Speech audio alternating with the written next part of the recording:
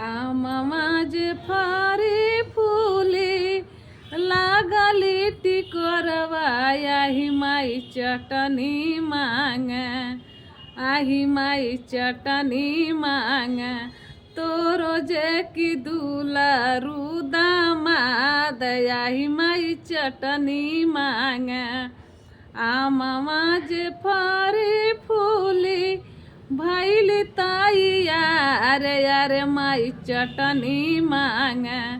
तुहरो जे दुलारू दामाद आही माई चटनी मांगे चटनी पिसात के रे